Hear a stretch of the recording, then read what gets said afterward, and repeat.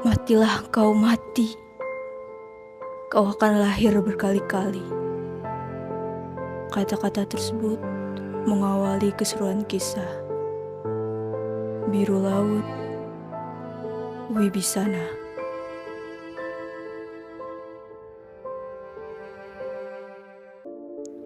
Halo, nama aku Najmi. Dan aku Praila. Di sini kami ingin meresensi sebuah buku yang akhir-akhir ini tuh sempat jadi perbincangan banyak orang.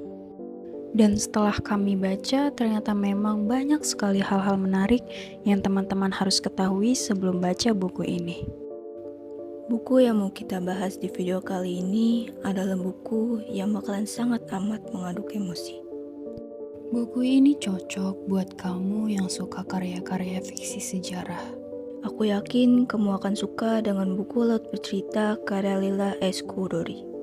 Identitas novel Laut Bercerita ialah sebagai berikut. Novel Laut Bercerita yang ditulis oleh Leila Eskudori yang diterbitkan di Jakarta oleh KPG, Kepustakaan Populer Gramedia. Buku ini diterbitkan pada tahun 2017 dengan 379 halaman dan harga Rp100.000 serta ISBN 978-602-424-6945. Sebelum ngebahas bukunya, aku mau ngenalin dulu sama penulisnya. Siapa tahu ada dari kamu yang belum begitu familiar. Jadi buku Laut Bercerita ini ditulis sama Leila Eskudori. Ada yang tahu mungkin S-nya apa? Jadi S-nya itu Salika. Cakep banget ya, tapi memang S-nya tuh jarang disebutin. Sepak terjang ia dalam menulis sudah tidak perlu diragukan lagi. Banyak karyanya yang sudah ia ciptakan. Mulai dari cerpen, novel, hingga drama televisi. Karyanya yang paling terkenal ada dua, yang judulnya Pulang dan Laut Bercerita. Dua buku ini sama-sama mengambil latar belakang tentang peristiwa bersejarah di Indonesia. Novel Laut Bercerita karya Leila Eskudori ini tuh mengangkat tema persahabatan, percintaan, kekeluargaan, dan rasa kehilangan.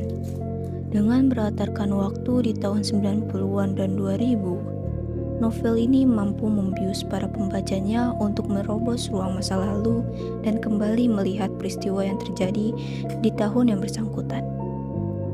Dengan kata lain, novel ini mengingatkan para pembaca akan era-era reformasi di tahun 1998 yang bernaaskan akan kepahitan dan kekejaman bagi para pembela rakyat.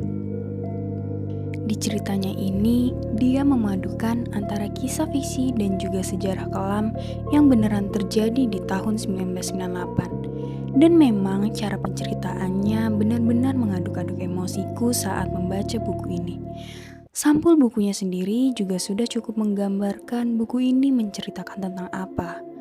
Di sampulnya bisa kita lihat ada pemandangan bawah laut yang dimana di situ ada kedua kaki yang dirantai. Dan hal ini membuat kita bertanya-tanya sebenarnya apa yang sedang terjadi? Siapa tokoh yang kakinya dirantai ini? Gambaran mengenai cerita yang bakal kamu dapetin pas baca buku ini sebenarnya udah tergambar di kalimat persembahannya yang bunyinya kayak gini. Kepada mereka yang dihilangkan dan tetap hidup selamanya. Jadi buku Laut Bercerita ini tuh mengambil dua sudut pandang. Sudut pandang pertama diambil dari seorang laki-laki bernama Biru Laut, menceritakan bagaimana laut dan kawan-kawannya menyusun rencana, berpindah-pindah dalam peralihan hingga tertangkap oleh pasukan rahasia. Dan sudut pandang yang kedua itu diambil dari seorang perempuan bernama Asma Rajati.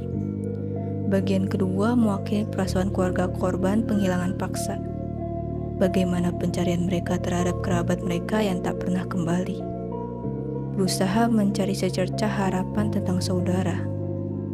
Jika masih hidup, dia disekap di mana? Kelebihan novel Laut Bercerita dapat dilihat dari visualisasi karakter dan suasana dalam novel ini yang tampak sungguhan alias nyata.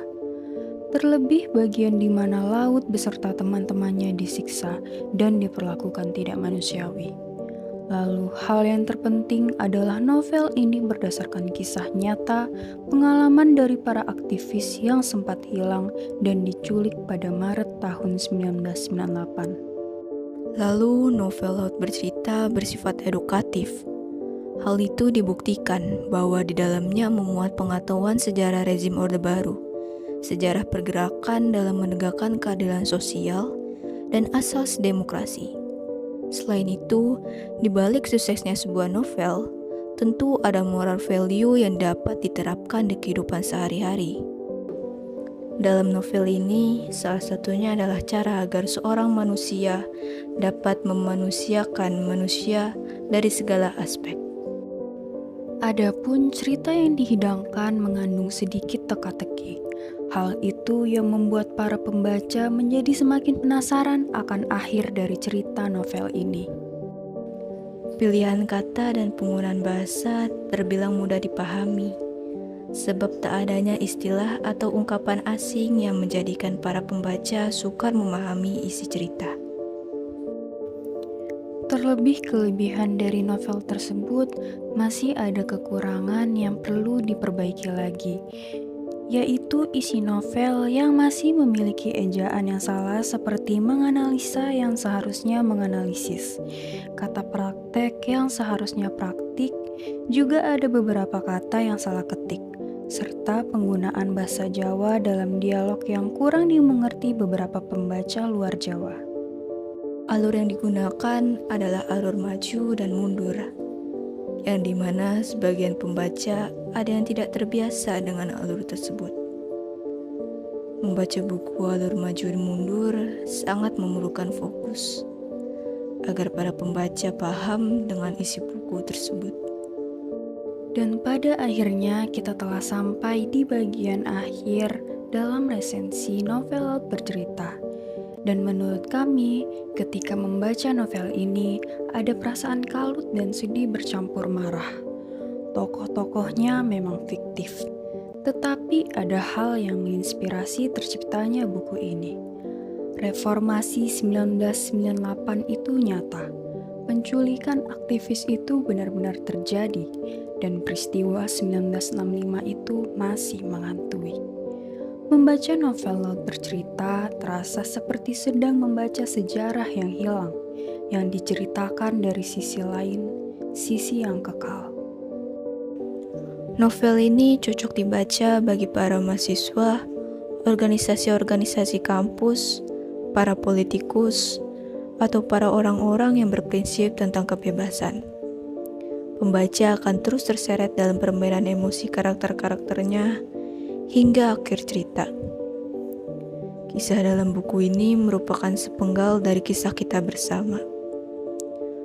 Menjadi bagian yang tak pernah terjelaskan dan tak akan terlupakan.